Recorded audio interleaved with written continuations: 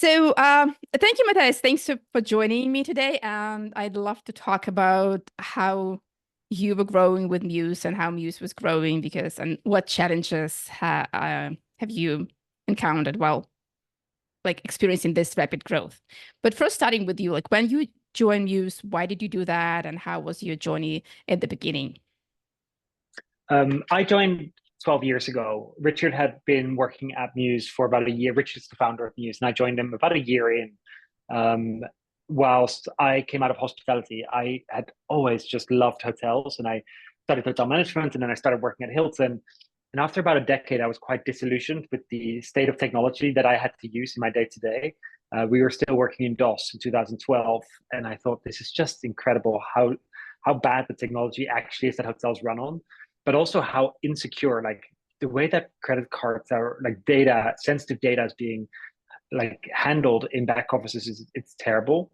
And I met Richard, and like he's just like when you meet Richard, like life just changes because he's just wonderful, and he's a real visionary. He thinks about the world and how the world should change, and that really was the moment for me to say, okay, I've taken zero risks in my life. Everything had been done according to the career guidebook. And I thought I can take one risk. I'm 30 years old. I've got no mortgage. I've got no kids. Worst case, I go and apply for a job at Hilton again. Um, and it was a great bet. It was awful for 3 years, but I loved it and I hated it at the same time because, especially in the beginning, once you join a very early startup, we didn't have any money. We had like 50K to start, but 50K lasts you a couple months. And being in Czech Republic, there just isn't a strong investor climate. So we struggled to raise money for about 3 years. So that was the really painful side. So like some days you're like, how do I make payroll again this month? And then on the other side, the extreme freedom I experienced, and like whatever we wanted to do, we could just do. And I think that was the thing that just really did it for me. Like the not a day was the same. And I tend to get bored very quickly in the corporate world. And at Mews for 12 years, I have not had a day where I thought, geez, I'm so bored. Like it just doesn't happen. Cool, that's amazing. And I love reading your posts on LinkedIn about how passionate you are about serving clients. And oh, here's another Yeah. thing we did for for customers. Here's the other thing we did for our guests. And it just seen through your posts how you care and the passion for And I think hospitality. that's a lot of people that build technology just want to push technology, and they just, and I think inherently about the why. Like hospitality, I love travel. Like I'm about to go on holiday tomorrow, and I booked the nicest hotels just because I'm excited about the experience. But I also talk about when it's not great and how I can imagine a world where technology could change those experiences. And it's really hard sometimes to connect the technology to the real life experience. And if you can make that bridge, it can be really powerful. Mhm. So what actually like spurred this growth? Like what was the reason of this extensive growth from you? I genuinely don't know. Like Richard and myself were very passionate, and so we've been very loud, very controversial in the early years about how we thought about the state of technology, and we were out there just saying very controversial things very loudly. But at some point, you have to actually build the platform that is better than the legacy tech stacks that we're competing against. And we were really lucky in the teams that we brought together and how excited we were able to get them to build this technology. And one of the big changes was that none of us had a legacy mindset. So we had a whole young team who had never really worked in hospitality, except for me and Richard. Their whole team had never worked in hospitality. So we were just telling them what features to build. And they said at some point, no, no, stop. You tell us what the problems are to solve. Don't tell us the features because we'll build those things. But what's more important is what are the problems that you are trying to solve as an industry. And they were really trying to get us to tell stories about what was happening in a reception desk or what was happening in housekeeping. And because we had a team that pushed us to change the narrative internally, it really transformed the way that we had built the core architecture of the system and the way that we approached the problem of hospitality. And whilst we didn't have funding, I think sometimes not being funded is a good thing. There's so much money out there today, but people with too much money it's very easy to make mistakes and to do too many things. And because we could only do one thing, because we only had money fund a small team, it forced us to really debate and saying, okay, is this the most important thing to solve right now? So I actually hated the first 3 years, but it really forced focus and really debating and disagreeing. Like the amount of disagreements that we had in that room in the beginning was off the charts. And luckily, we were mature enough to walk away and always say, "I'm sorry, I was an asshole to you in that room," but I actually loved the discussion, and the outcome of it was fantastic. And I think that drove the core pieces of the technology solving a real problem in hotels. And then that started to scale once we started raising money. After 3-4 years, we got VC money in. But because the core of the original idea was done in such a good way that it just scaled really well. Cool. Cool. And I hate this like collaboration bit when you're not telling people what to do, but you kind of hear what they like, give them the problem and they share the possible solutions. Now you're much bigger. You have a much bigger team right now. How do you keep this culture of collaboration, listening to people, problem solving? It's really, really hard. And I do think that, I don't know if this is an English saying, the fish stinks from the head, which I think might be an English saying or a Czech saying, because I lived in Czech Republic for so long that they all intersperse. But I think if I don't lead by showing the right example, then everyone below me is going to not do that. And I'm a deep listener, and I believe in the idea that I should be the last to speak in a meeting room. So I try and get everyone's opinion in the room before I speak, because the moment I speak, then I set the tone for the rest of the meeting. And I actually don't think that's the right way to go, because there are opinions in the room that might be better than mine. But because I have the most senior voice, it doesn't make it the best voice. And this is a thing that I've really had to learn, because we're also opinionated at Mews, we tend to want to jump first. But I always, start a meeting the moment that it comes up with any questions. I say, I will go last. I just want to hear from everyone. So it also sets the expectation for the rest of the leadership to sit back and make sure that we hear all the junior people before anyone else.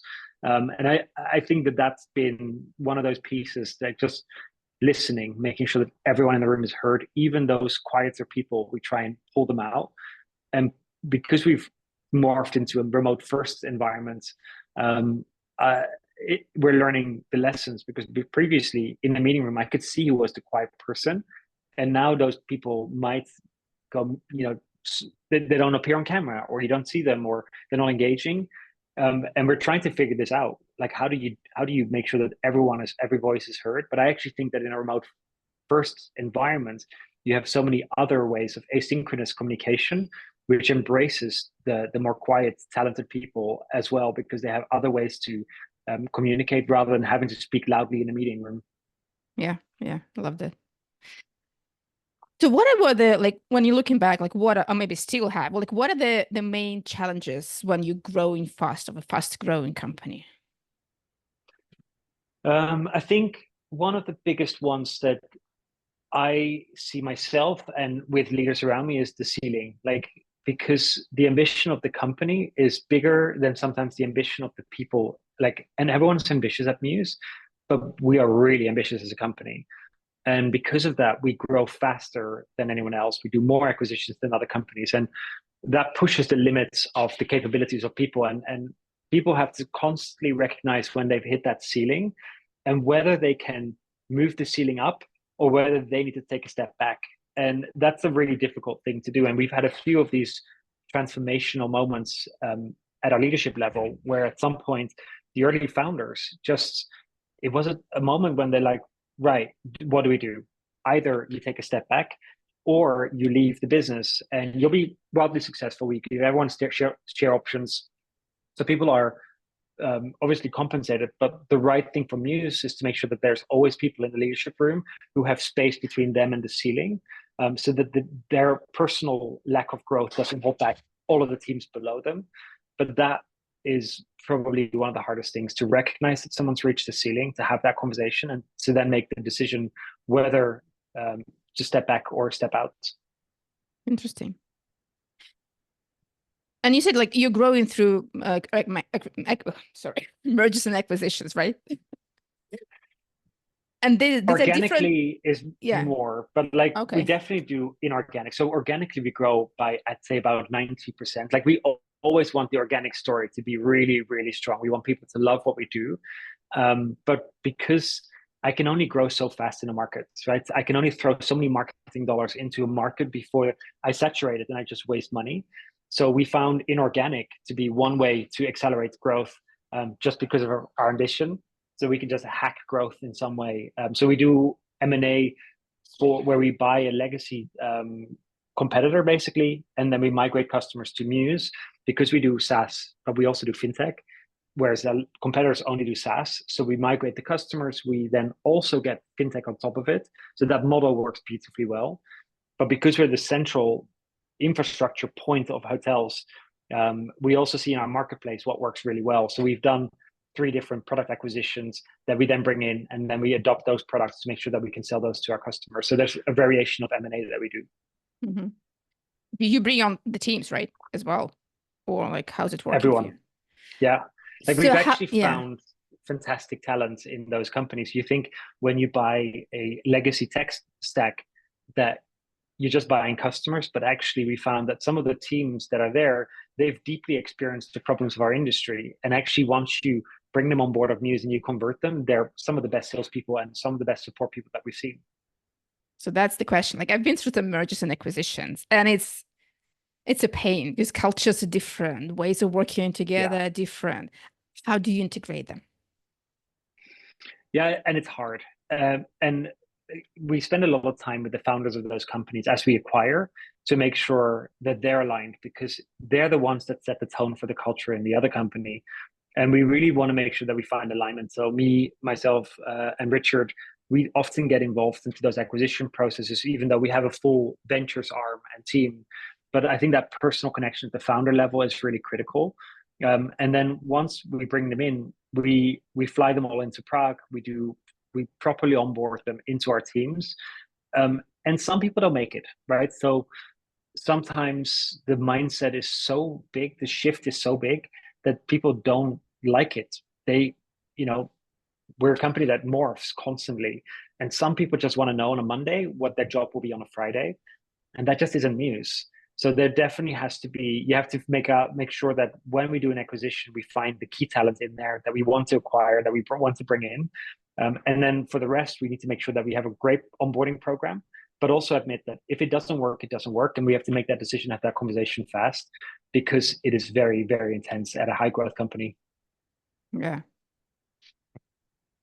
In terms of organizational like processes and structure, how do you make sure it adapts with the growth and kind of it's scalable? Because it's different when you're like 20 people, 100 people, and when you're 900 people, 800 people, that's totally different story. How do you do that? Yeah, it's a lot of debating.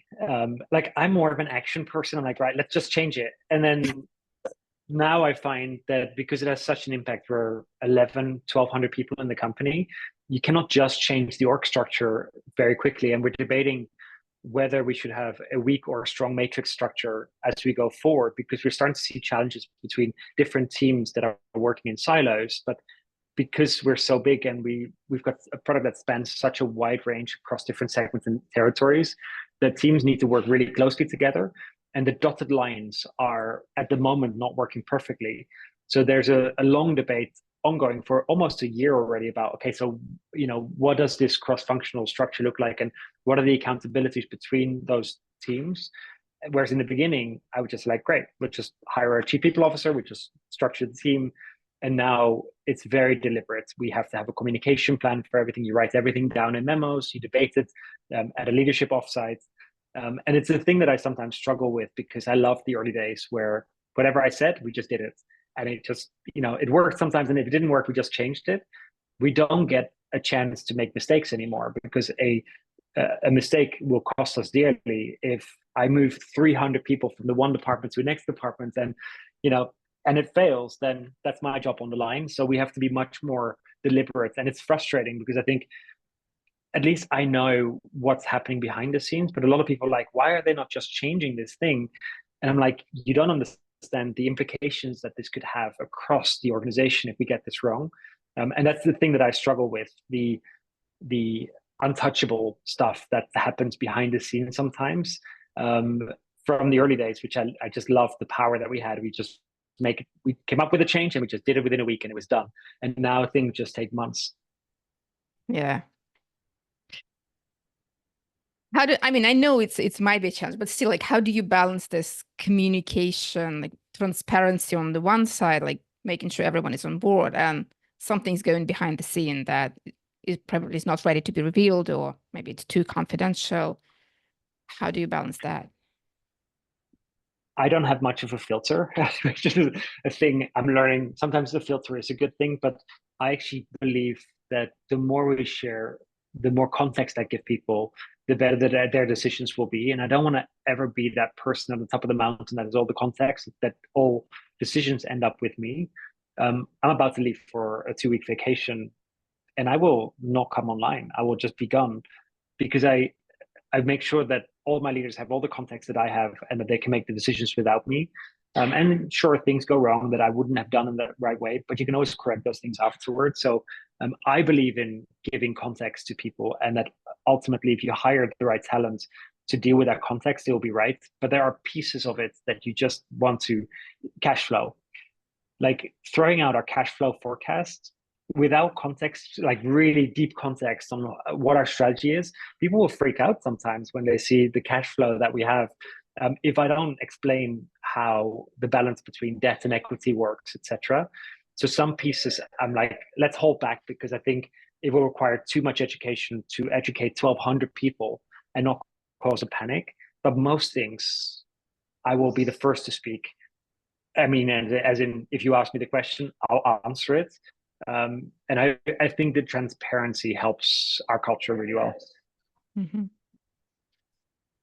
You mentioned some of your like personal challenges. So, like, how did you have to change as a leader from leading a small company to leading a large organization?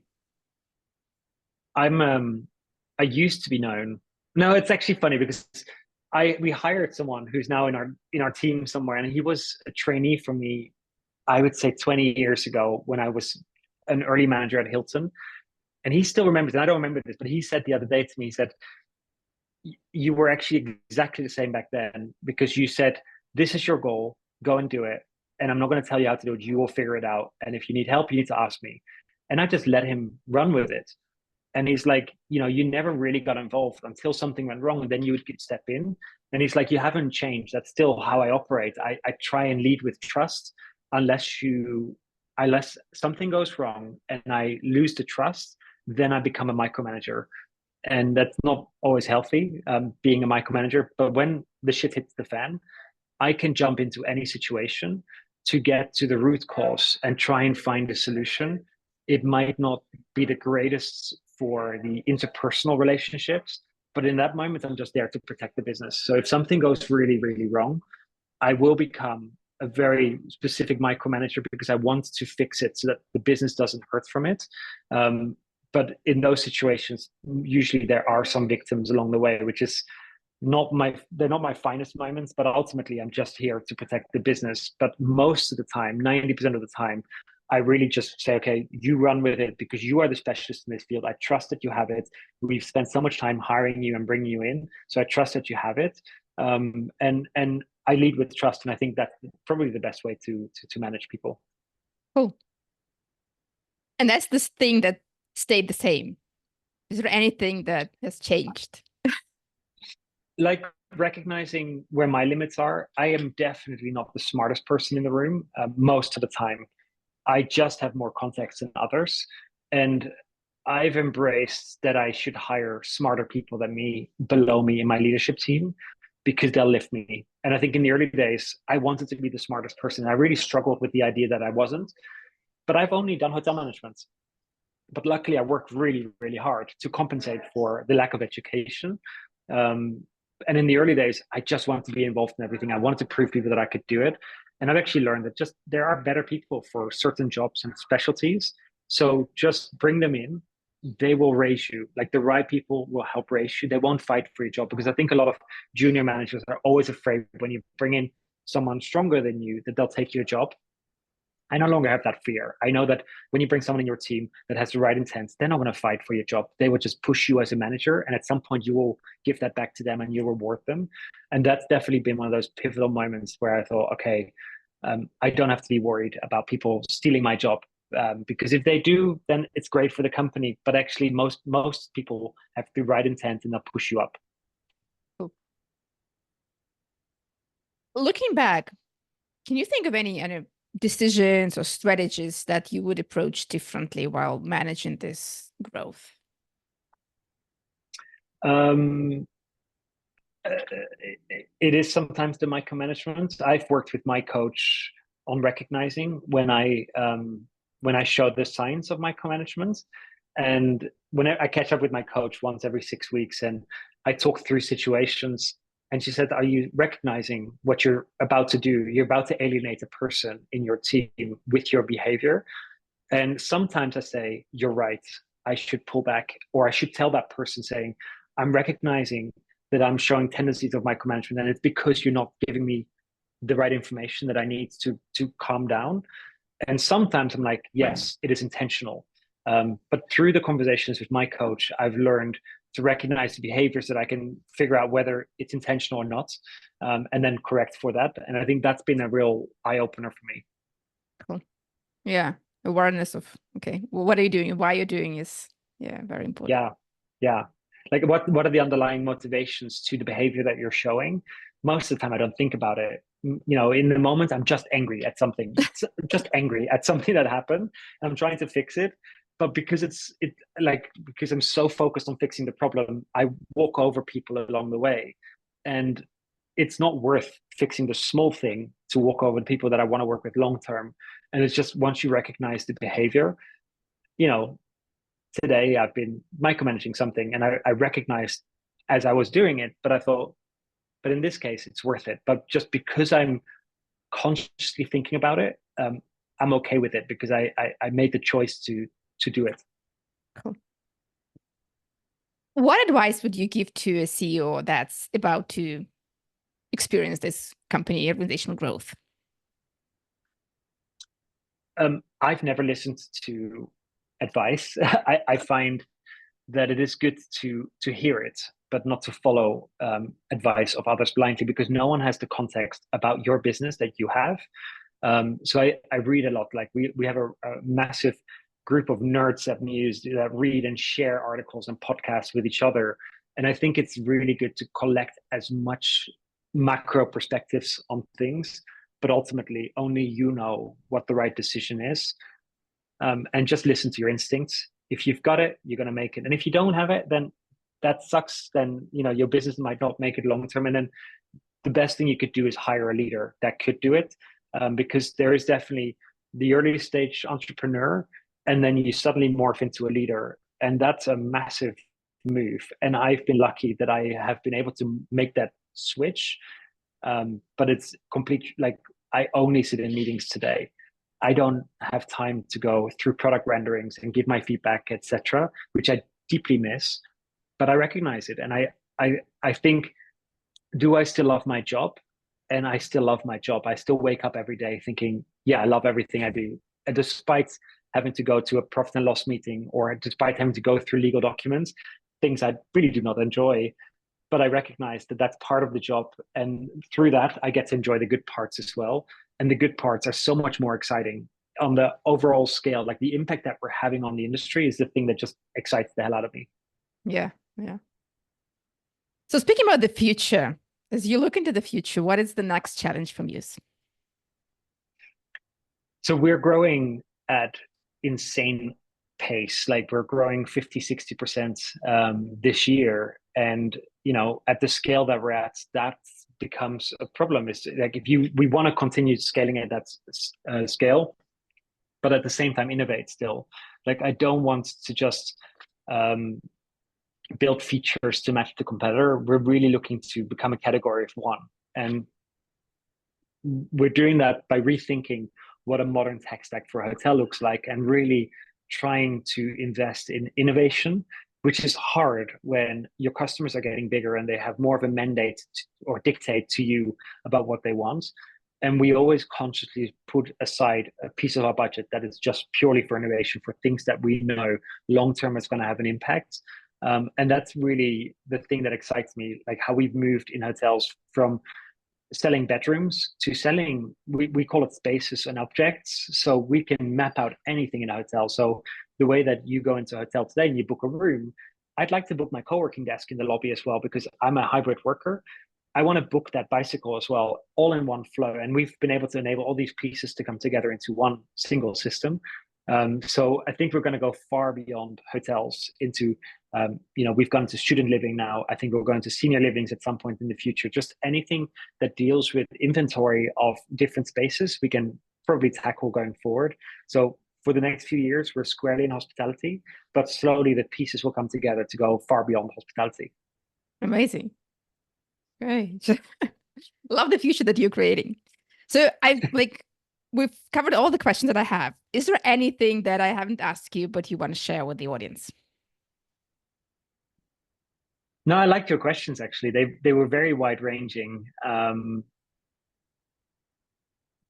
Like one thing we've recently done, we've moved from the traditional value structure where I remember in the early days when we built Mews, and at some point I thought, God, we're going to hire 60 people this year.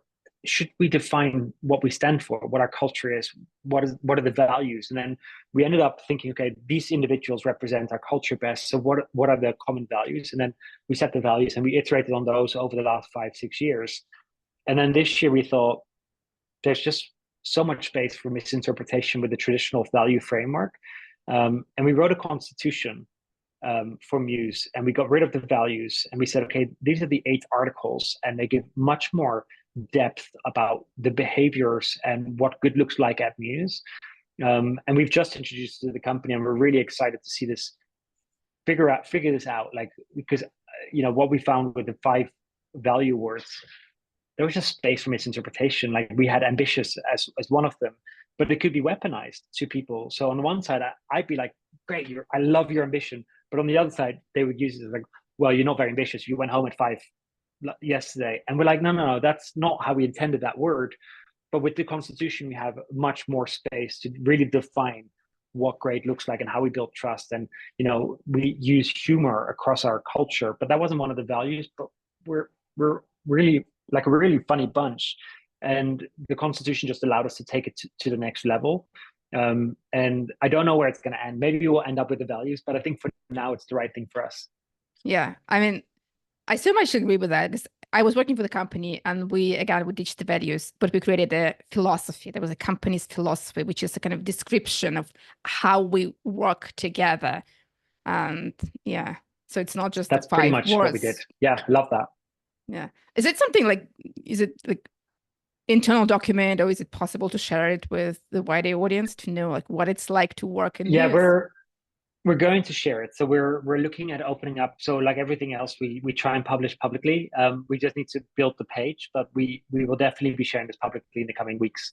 Yeah, I'm looking forward to reading that. I love those kind of things. Good. Okay, perfect. Well, thank you so much for having this conversation with me. I'll